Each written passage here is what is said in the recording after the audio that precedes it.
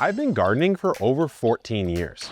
And I've been gardening for 6. So Jacques and I are going to put our heads together and distill down our 20+ years of gardening experience for you in this video. And by the end, you'll have only the proven wisdom nuggets that we've gathered over these years through painful mistakes and wins, so you don't have to waste your time with any of that noise. And at the very end, we'll give you an action plan that you can literally go out into your space and do right now to set yourself up for the best season of your life. Before we get into the nitty-gritty tips of actual gardening, we have to talk about why are you specifically interested in either starting your garden or expanding your garden this season. For you, Jacques, early days, it was the flavor. Yeah, every garden has a purpose or a reason why you're drawn to it, whether it's you want to spend more time outside, you want to feed your family, or you just want to control the food that you're able to grow and eat. Yeah, in my early days, it was I want to grow cool plants and kind of look at the science of how a plant grows, which is why I gravitated towards hydroponic gardening. But that is the most important place to start when it comes to distilling down all this gardening wisdom, because as I look back over the years,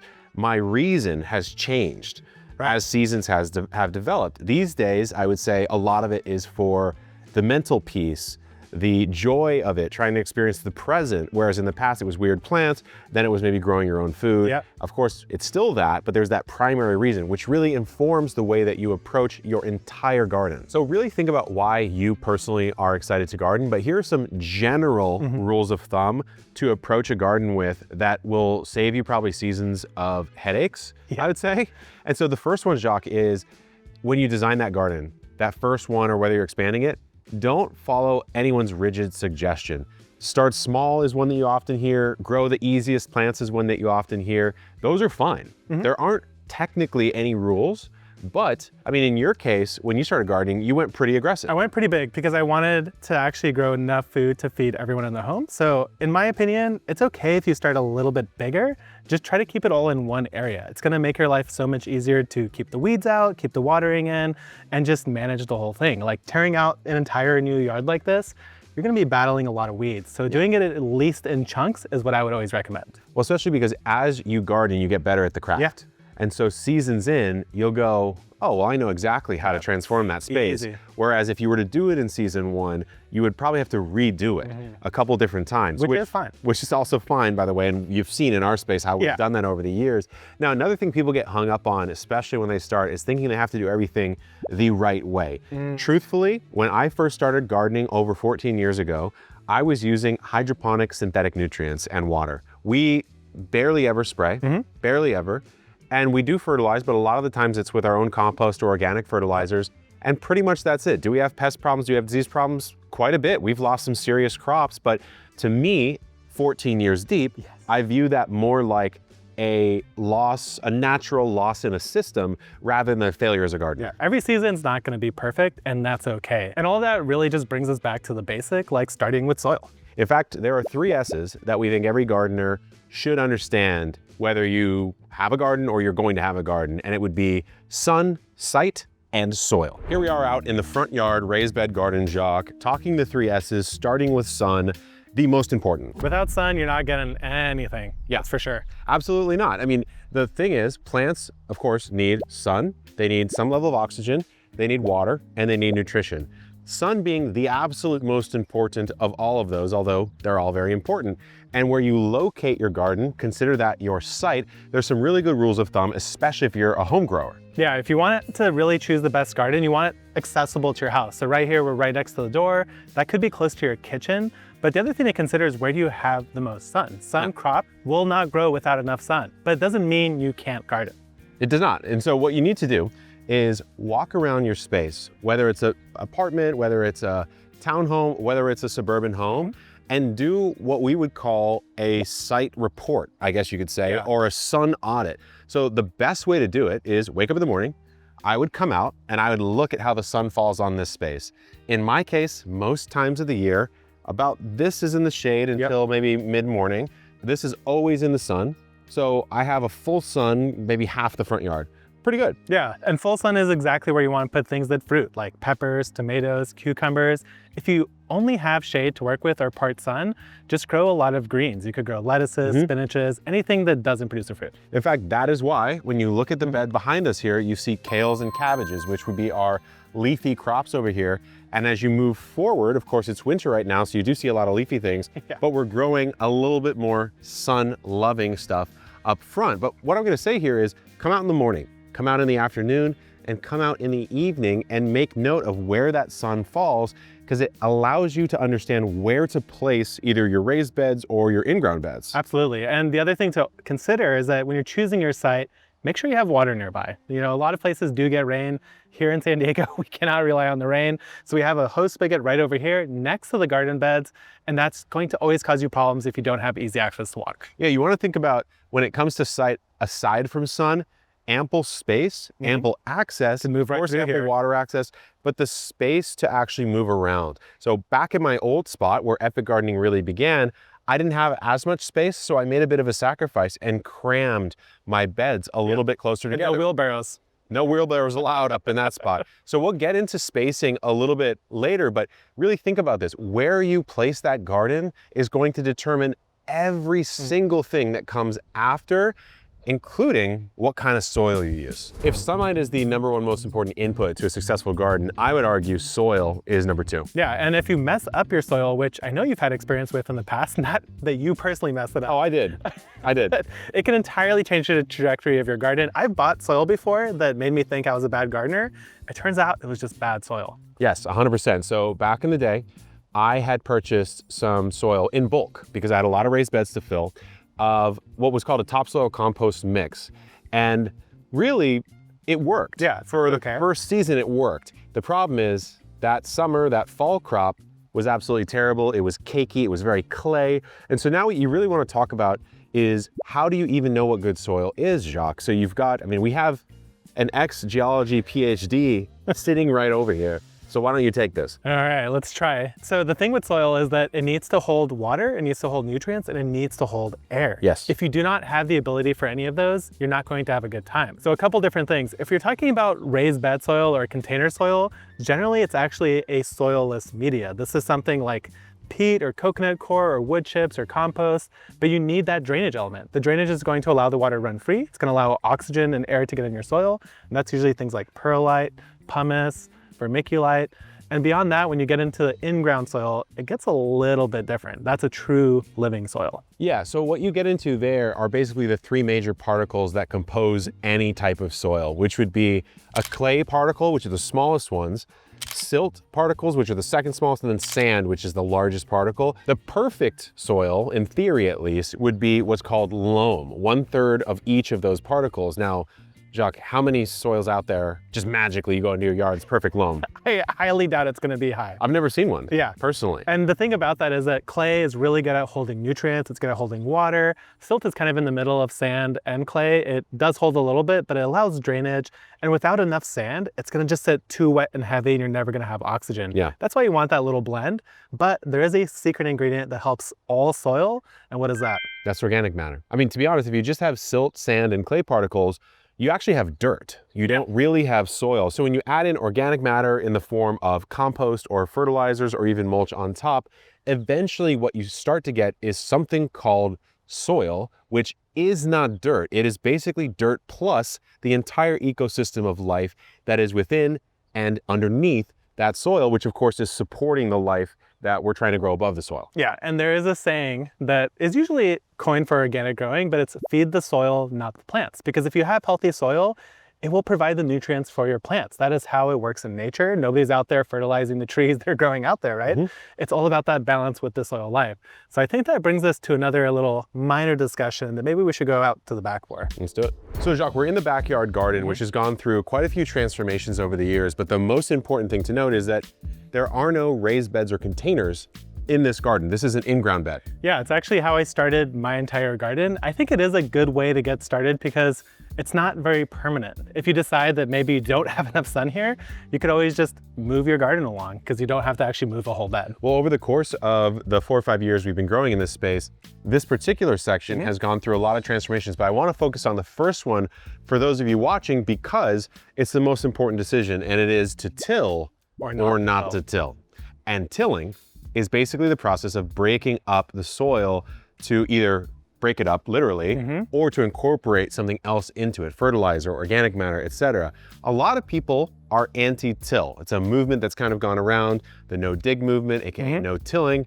It's something that has a lot of validity to it. The only caveat, which I think is pretty well accepted these days, Jacques, is that when you're working with effectively dirt, remember, soil devoid of life, too compacted, not much going on in it. Nothing's ever grown in it in your recent memory. Besides weeds, it might make sense to do a till, which is exactly what we did in this space when we first started working here. Have we ever tilled since? Not a single time, even though this garden has undergone multiple transformations. There used to be 8 4x4 grids here. Now it's more of this organic structure. That's what I have to say on tilling. I think it's fine to do once. I don't think it's something you make a decent habit. Yeah, because the idea is if you keep tilling, you're going to kill that soil life that we were just talking about. It takes a while for that to build up. And now the thing that can happen is eventually if you don't till for too long, you might end up with like a pest or disease. There's other ways to manage it, but don't be scared of tilling to fix a problem. Just don't make a habit out of it. Now, again, similar for me, I haven't tilled my garden except for the first time, and that allowed me to get a lot of compost deep into the soil, which really kickstarted that garden. I will say too, you know, when we use the word tilling, I rented a tiller from Home Depot. You don't have to do that though. In fact, in your early days, you took a shovel and he just dug it out, which is completely fine way to do it. Lost a lot of weight. He leaned, I might need to do that. And he also took, you can take what's called a broad fork. It's a big old fork, stab it in, and you just pull that soil up, loosen it. We will sometimes still do that, but that's not what I would consider a full breakup. The main thing is to not flip your soil. So you don't want to bring the soil from deep up above. That's what really tilling does. It mixes the soil layers. Yeah, but if we had not tilled in that first year, this garden would not look like it does today. It would have taken years to get to the point where it looks this prolific. So as I mentioned, it is easier and cheaper to get started with in-ground gardening, but raised beds do offer a lot of great advantages. It's the way I started when I started outside gardening, when I hung up my hydroponic hat, because I did not have really almost any space in the front yard. And I think if I dug down in that old house that I was in, I had maybe 4 to 6 inches of concrete. Topsoil. I think I did hit concrete, so I had to use raised beds. Now, like Jock said, cheaper technically, but more work to go with in-ground. Raised beds, there's actually a lot to consider, but there's a lot of advantages. For me, I'm tall, I like working in a tall bed. Even something like a determinate tomato bush would be very workable right here. Totally. Whereas over here on these lower beds, we like to grow our taller crops. You can see this big Brussels sprout coming up. We would grow corn in this. Yeah, totally fine, no problem. So there is definitely the height to consider, but really there's a couple things that are very important when it comes to a raised bed, and you're actually standing in one right now. Yeah, I think one of the things that's important is that you space things out enough, because the plants will mature over time and get larger. This celery, like, it's sticking out at least a foot over the edge of the bed. So if we only put these a foot apart, I really wouldn't be able to get through here. So what kind of distance do you like to go for? I mean, in my olden days, I was cramming them a foot apart, but you can even watch in those old videos, I'm literally walking the line like this, like crazy. So to me, if you have the space, 36 inches is now my new minimum, because most wheelbarrows are less wide than that. So you can get a wheelbarrow down, you can get yourself down, and you also have that room, like you mentioned, the nasturtiums coming off, these greens will come off. You get a nice breaking of that border, but still with room to walk. For a long time, I actually had no raised beds in my garden. It was all in ground, but there was a day, I think here, where we were transplanting stuff, and I realized that you could literally just like shove your hands in the soil, pick out a seedling, move it, and replant it, and it would do just fine. I'm sorry I just did that to your box. That's fine, that's fine. But it's fine. I can't do that in ground. I didn't realize the soil was so free draining and fluffy and light to work with. Yeah. And of course, the added advantage of this warming up a little bit sooner in the season, because it's not buried in the ground, so it catches the sun. Well, we talked the 3 S's. Yeah. Second being soil. A lot of people, especially in urban environments, you don't have good soil. You straight up don't have good soil. Right. So you need to buy in that soil. We've talked about this endlessly here on this channel, but raised beds allow you to customize what you're putting into the bed. Let's say you were growing something like a blueberry, which needs a totally different mix. Or even carrots, they might prefer a little more sand. If you just really love carrots, you wanna do a carrot bed, you would even make a different mix. Now, it can get a little pricey to fill up a tall bed. So we have a lot of videos discussing exactly how to do that on the cheap, but the long and short of it is just throw some logs and sticks and stuff in the bottom until you get to about halfway and fill the rest up. But as far as raised beds go, another thing that I think as far as placement and spacing, Jacques, is thinking about how that light's going to come over the space, your sun, Yeah. and then thinking about how you're spacing and planting in the beds themselves. If you look over here, what I call our stadium seating bed, that's the bed with a little bit less sun, so it's got all of our greens. And if you even look, you've got the cabbages low, you've got the kale high. So in the case of kind of the overall spacing, you would never take corn, tomatoes, and put them on the west side of the garden here. Why? Because it's gonna block all of the sun. The sun goes from east to west, so that late afternoon sun tends to be a decent amount, and you don't wanna cut off the rest of your garden. We're finally at the part where we discuss what the hell to grow, Jacques. Of course, it's always radishes. Everyone should just grow radishes. They grow quick, they grow easy. No, I'm just kidding. Really, I think that's a common piece of advice. And yes, it is an easy plant to grow and it grows quickly, but is it exciting to you? If it is, grow radishes. But I like the grocery store rule. If you buy it at the grocery store often, maybe you should prioritize growing that. Yeah, 100%. I mean, for me, I want to say the first thing I ever grew is, as OGs know on the channel, is hydroponic cucumbers. So disgusting, my brother puked them up. But what did I grow after that? Hydroponic onions. I mean, again, why do you garden though? Yeah. I was growing for interest. I was growing for the science of it. I wanted to understand how the plant grew. So I grew the weirdest stuff possible, weirdest methods possible. These days, I gravitate towards production. Yeah. I want to grow these beautiful cabbages. I don't need that many for my own consumption, at least. So the grocery store rule is great if you really are budget conscious. I think a great way to approach it is literally look at the grocery store bill and just say, what are the most expensive items of produce that I buy that I can actually grow? And just start there. There's another approach that I think is really great as well, which would be just grow to your interest. If you're just a tomato person, like this guy right here, just grow tomatoes because even if you've never grown before, even if you don't know what anything to do with a tomato is, you're still gonna be more excited to grow that, and that's gonna carry you through the season. And it's going to shock you how much better it tastes. That's really why I started growing, for flavor.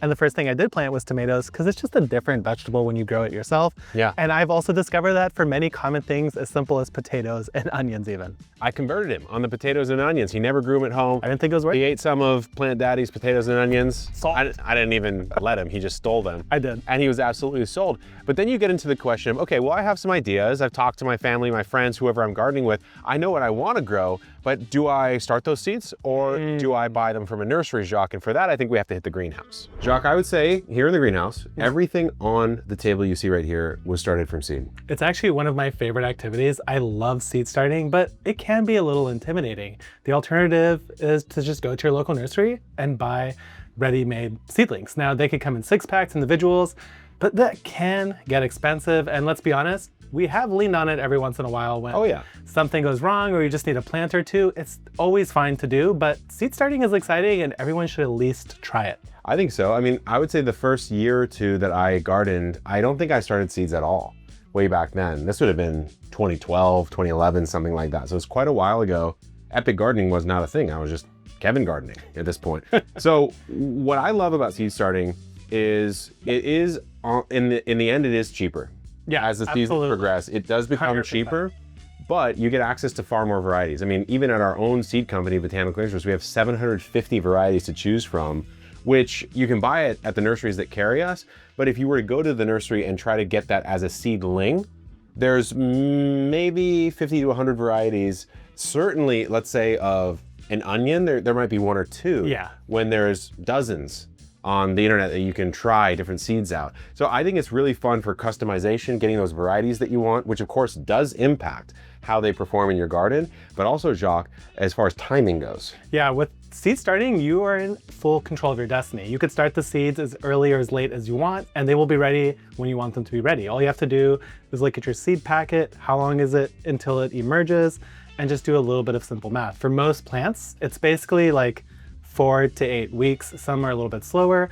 And the thing is that I started seeds almost immediately at the beginning because there's nothing more magical than taking a tiny little speck, like a tomato seedling, putting it in a pot, growing it in your garden to have something that feeds you all summer long with just one seed. It's amazing. It's crazy. It's incredible. I mean, when you really do think about it, I think as the seasons go on and we age in the garden, you do become maybe slightly desensitized to the fact that you're taking basically dormant life, which is what a seed is, and you're transforming it into that cob of corn or that big ass tomato that you're gonna have on that dinner table in a couple months if you're lucky. And so when it comes to seed starting, no, we've made many videos on seed starting, but if we're to distill it down, Jacques, what would you say are the fundamental principles?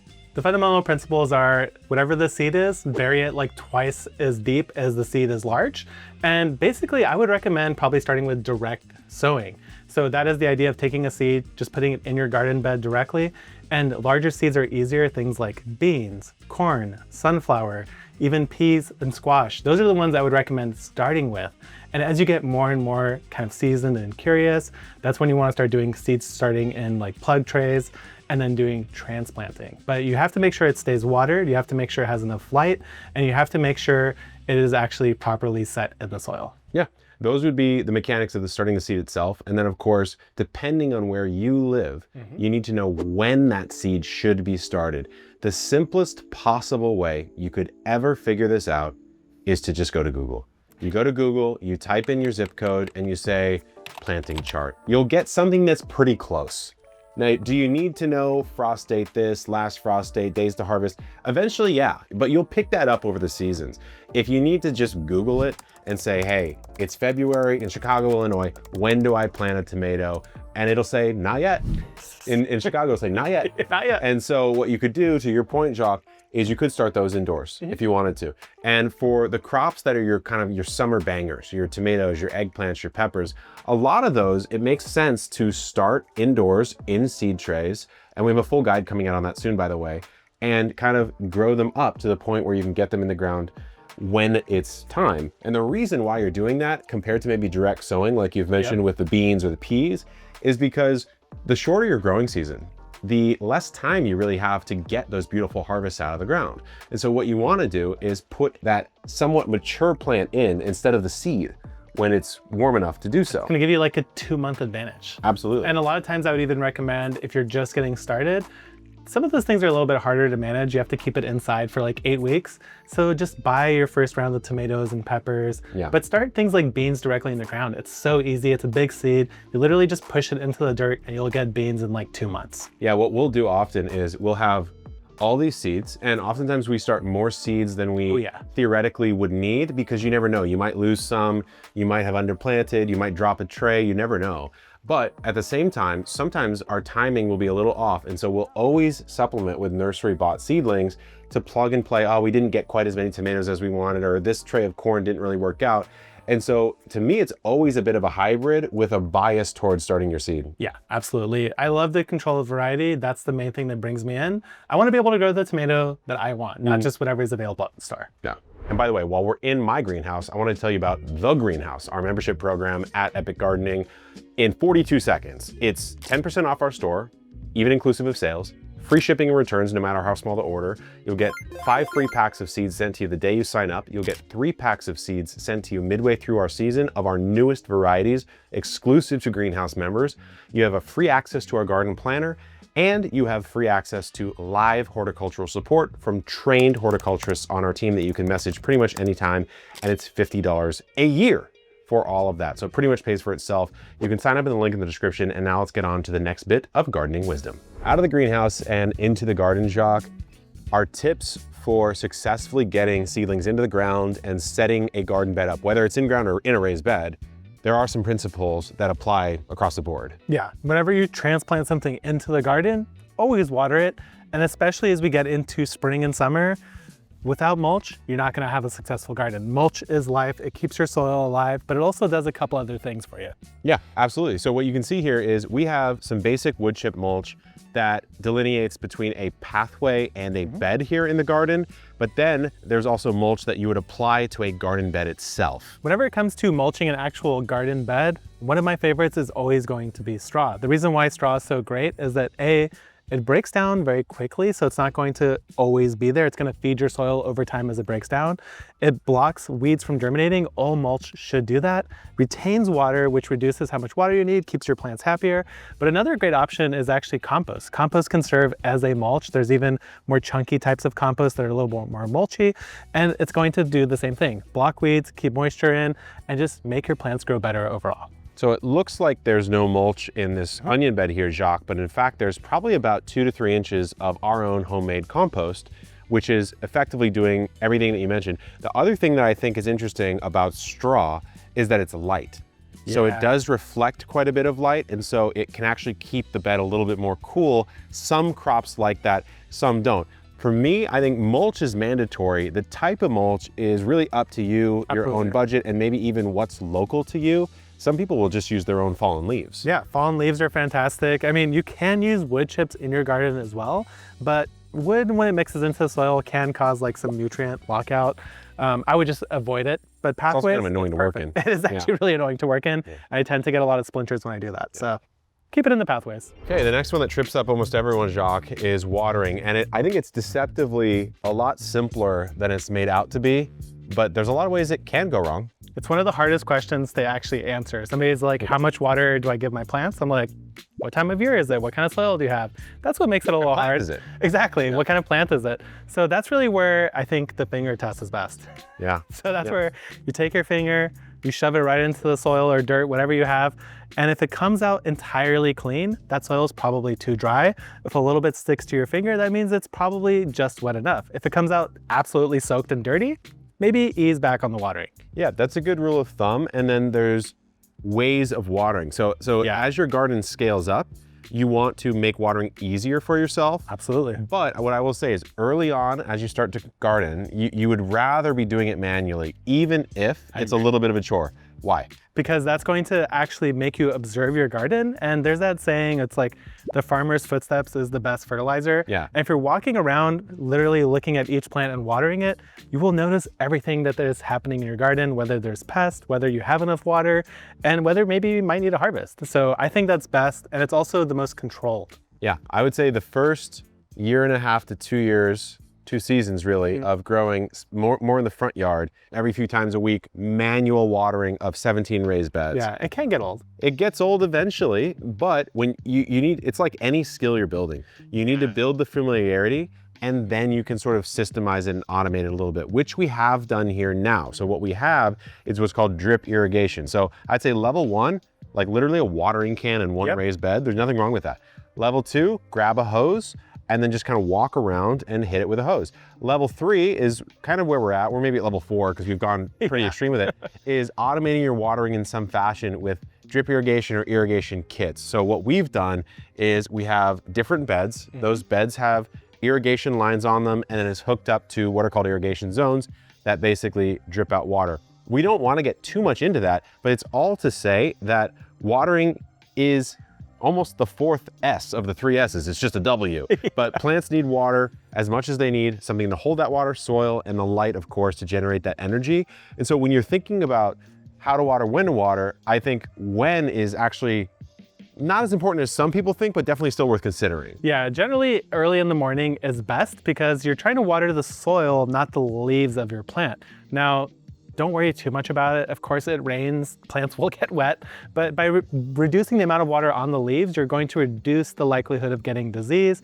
And that's why doing it in the morning is better because it has time to dry out. And also in the morning is before it gets hot. So you want to give the plants the water they need before the sun comes out and really starts forcing them to draw all that water out. And that amount of water, what people say is like 1 inch to 1.5 inches, whatever that means. I don't think it's very helpful. Yeah, I think maybe it's more helpful for you guys at home that actually have rain on a consistent basis. But to me, it almost means nothing. So I just go in there manually and make sure that that soil feels like it has sufficient water.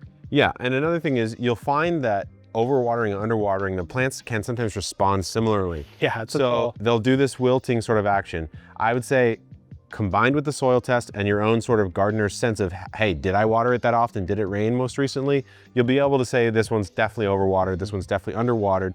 But keeping it in that range is really all you're looking for. You gotta remember, when it comes to fertilizer, which we'll talk about, when it comes to soil health, water, you're really not gonna get a plant to do more than it's able to do.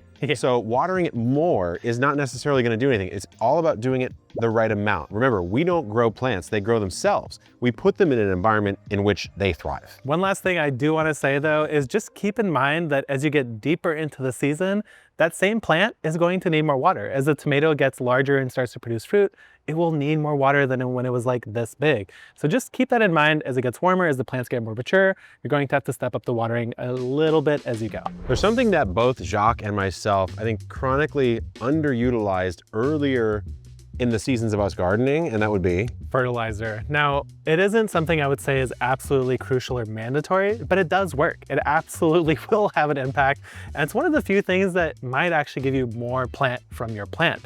Now, the only time I'd say it's like truly required is probably in like a container. Yeah. Because eventually you only have so much soil in there and it's going to run out of nutrients. Yeah, well, not only that, but when you're growing in a grow bag, even if it's one of our line grow bags or a big tote or something like that, it better have drainage holes. If it doesn't, then you got a different growing problem at hand. But you are literally going to wash the fertilizer out of that usually soilless medium, because it's a potting mix of some kind.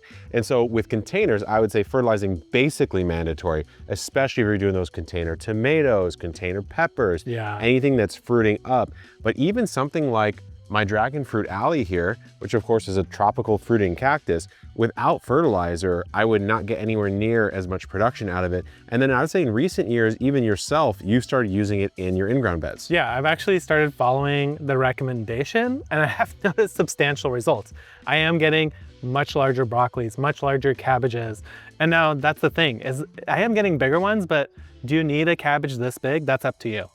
Really up to you. Yes. I kind of do. Yes. I like it. Yes, absolutely. So the way to do it though, the thing that's worked for me at least, if you're doing containers, at the time of planting, you're gonna wanna usually amend that mix with some sort of granular fertilizer. Granular organic fertilizers break down, but they break down slower, of course, than liquid fertilizers, which are immediately bioavailable to a plant. So if you need to give it a quick hit, I'd go liquid. If not, I'd go granular. In ground beds or in raised beds, I almost always use a granular fertilizer, and I'll do it at the time of planting out a new crop, or sometimes when I turn the bed or I harvest that whole bed, I'll reset with a little compost and fertilizer, just because I know eventually I'm gonna put it in, and remember, it's organic granular, it needs to break down. Yeah, that's so it gives actually, it that time. It's one of the things I really like about those organic granular fertilizers is that they do break down over time, which means that I don't have to get out there and do it all the time. It's just going to slowly feed my plants through the season. And if you wanna get stressed about what's called the NPK, or those 3 numbers that are on every packet, you definitely can.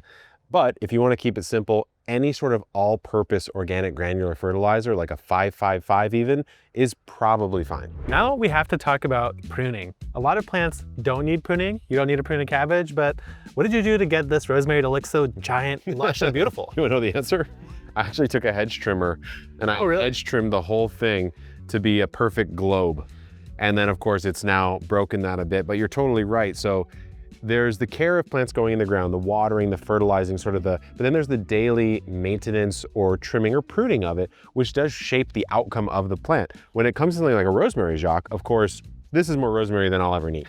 So do I really need to prune it anymore? Maybe it's for aesthetics. It looks cool. It looks great. But let's say I was growing a tomato, right? There's different ways to prune tomatoes, and there's definitely ways in which plants will grow that's sort of counterproductive to what you, the human gardener, wants them to do, right? So if you think about like an indeterminate or vining style tomato with no trellis, what's it gonna do? Nothing. It's just gonna sprawl and branch and creep and take over the whole area, basically. Right, and so if you don't support it, and if you don't give it at least some kind of trimming or pruning to control that space, maybe prevent a little bit of pest or disease pressure, but also just kind of optimize its growth, then you're not going to get exactly what you want. Now, I don't want to say like it's hard and fast rule. We've done all sorts of different videos on pruning.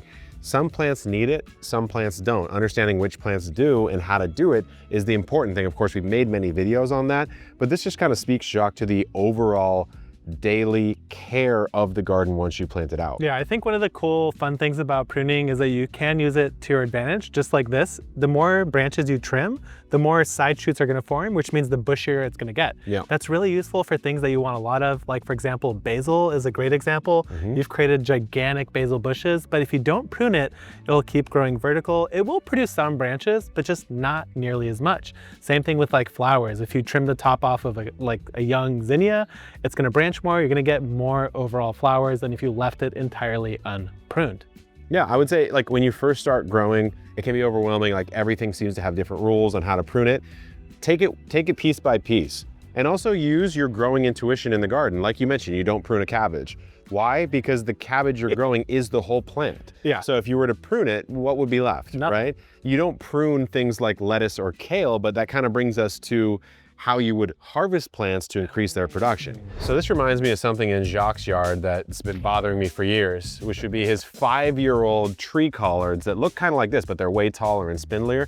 But actually, you know, to your credit, you do a great job of maximizing your harvest off of plants. And this is, for most plants, there's a way to do it. Yeah. Now, sometimes with like a carrot, a turnip, a beet, a radish, you just wait till it's the size you want and you pull it out of the ground. There's not really a maximization. It's a single here. harvest. It's just a one shot, one kill. But talk to me about the kale, because you do this all the time. Yeah, basically the idea here is that as this is growing, each one of these little like rough spots on the stalk here is where a leaf was. So if you don't actually harvest your plant, so all I'm gonna do here is just come through, pick off some of these leaves. It might look like you're removing everything, but what's going to happen to this plant now is that it's like, oh, I don't have enough leaves. I should produce more. And that is the beauty of continuous harvesting. If you don't do it, you will actually end up with less of a harvest because it will encourage the plant to continue to grow. And sometimes it could really make a big difference. Like what happens if you let a single zucchini turn into like something like this? What's gonna happen to the plant? Yeah, I mean, the plant's gonna say, great, I fulfilled my mission, right? I mean, Yeah. I don't need to produce that many more zucchinis because this one zucchini is going to produce seed and it's gonna produce more zucchini. Now your zucchini plant's dead and you're no longer harvesting from it. It is important to get out there and actually maintain your harvest. Well, when you think about, I mean, kale's I love kale because of the example of it's very clear where the leaves used to be and it's very clear where the growing tip is coming out of this plant. They're smaller, they look a little bit more tender. It's just naturally going to keep producing as it grows up. I would say for leafy greens, you're basically doing something like this, where you're taking the most mature leaves. When it's a lettuce, like this guy over here, you're kind of cutting and coming again around the sides of it, leaving that middle crown, or you're chopping the whole thing off, again, leaving the crown, enough of it to keep reproducing, but then it gets to your fruiting plants like a tomato, Jacques. Yeah, and that's where it's really important, again, similar to the zucchini, the more you're harvesting, the more it's gonna keep producing because its whole purpose in life is to create seed to propagate itself. If it does enough of that, it's like, I'm out of here. So you wanna make sure you're actually picking those tomatoes, not letting them rot, not letting them get too ripe either. And by doing that, it's just gonna keep growing, keep producing, you're gonna keep harvesting, and you'll be much happier for it. I think another crop, or set of crops really, that this works really well on would be anything in the legume family. Oh yeah. So a bean, big time, a pea, anything like that, you're gonna, even if you have like 4 plants, you're gonna be coming out pick, maybe every day. And that really will spur on production. Now, of course, like we mentioned, you can't make the plant do anything genetically it's not able to do.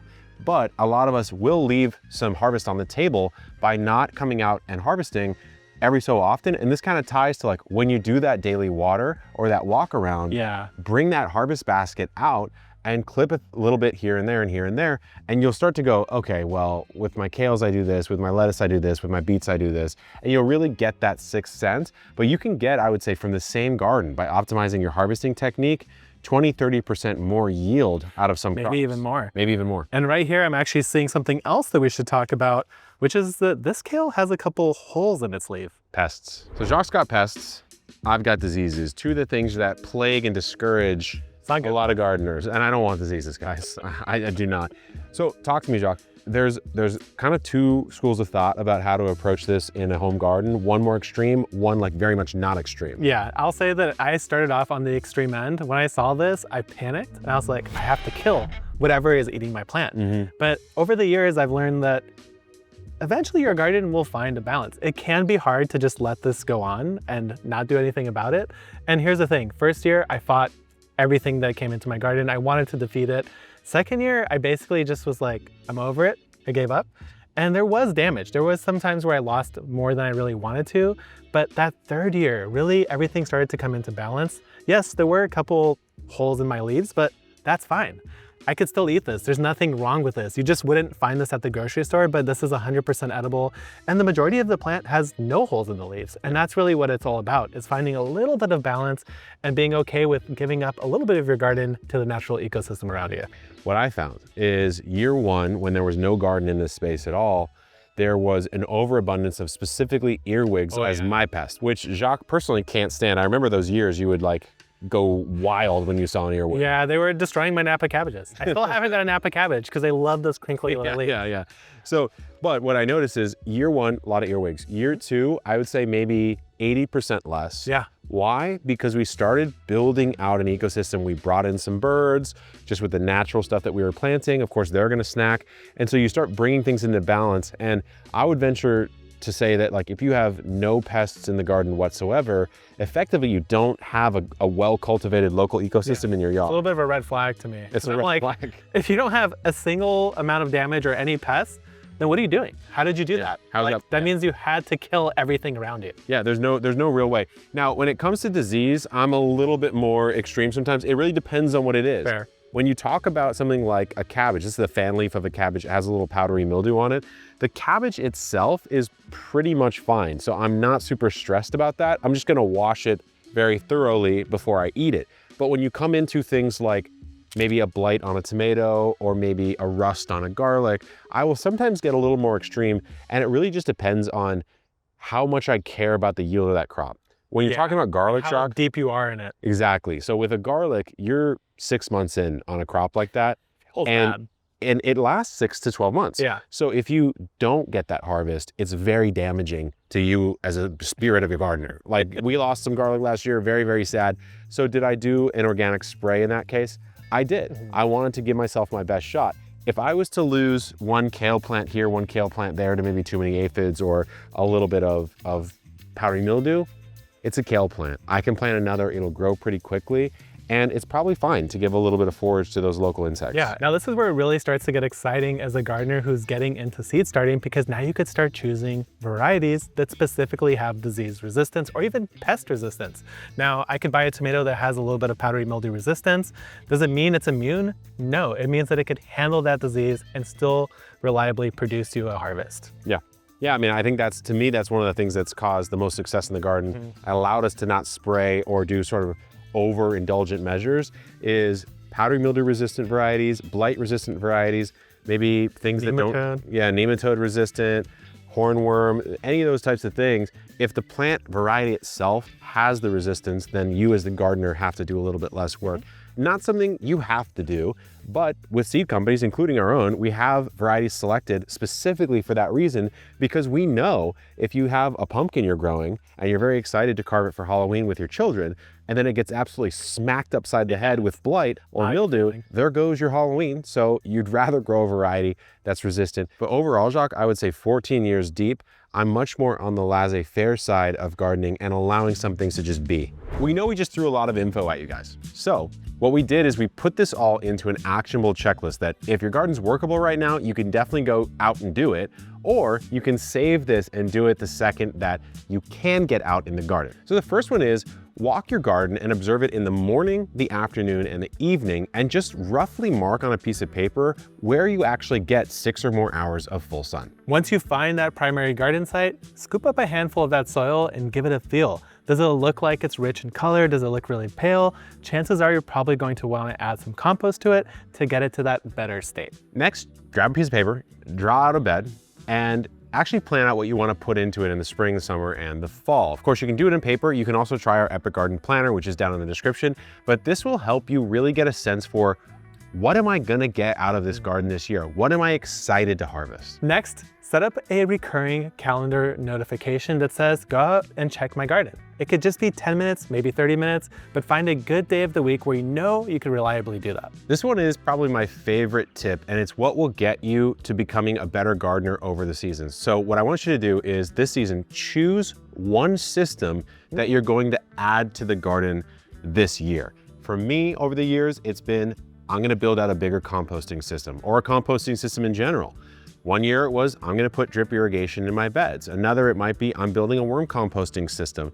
Anything you can do that makes some of those repeatable tasks a little bit easier for you will result in better yields and, of course, a happier gardener. And now, challenge yourself. Choose maybe a single crop, maybe it's tomatoes, and go all in on it. Look at different ways to prune it, look at different ways to trellis it, and really try to understand it. Every year you could check off that item, add a new crop, and soon you'll become a garden master. Well, there you have it. Over 20 years of gardening wisdom distilled down into this chunky nugget of a video for you guys.